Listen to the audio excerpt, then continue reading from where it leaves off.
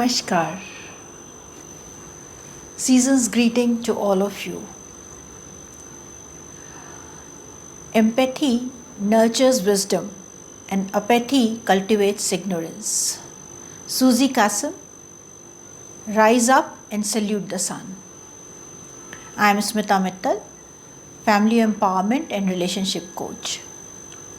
Today, I have come to you to share few tips on how to cultivate and nurture your relationships. The day we are born, we get surrounded by relationships, be it parents, siblings, cousins, friends, and as we grow, the relationships keep on growing with us. We give them different names, but we are always surrounded by these relations. The most important thing in any relationship is that it should allow us to grow and we should allow it to grow. Relations are a matter of give and take. These relationships give us love, affection, comfort. They are a source of pride, joy, fun. But some of them give us heartache and headache too. How to handle these relationships? Like, when you grow plants, you have to nurture them, you have to give them nourishment, you have to prune them also, and you have to give them nourishment also. You have to water them on time, you have to give them some sunlight also. And every plant requires different quantity of water, different placement, different amount of sunlight, and we take care of that and our plant grows very well. The same is with relationships. Every relationship has its own limit and limitations, and we should respect that and we should acknowledge that. Like when we were young, then parents used to take care of us and they used to keep a very close eye on us. But as we grew, they started giving us more and more space, and that is how we grew and blossomed. And we developed a healthy parent and child relationship. The same rule applies to all the relationships.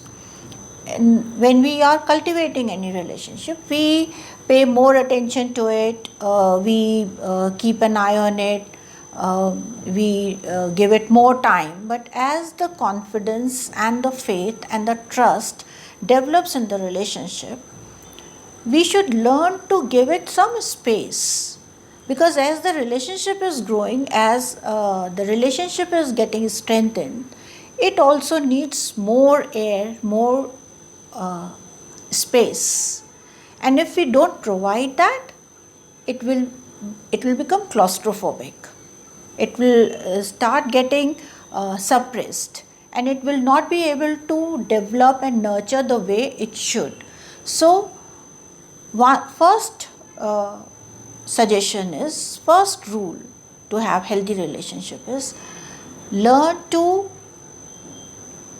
give some space in your relationships, to have a healthy relationship, to let them grow properly. Second is to listen carefully, communicate well, always keep the channel of communication open and listen attentively, not only the words but what the person is trying to say. Always remember that we get a response to what we convey.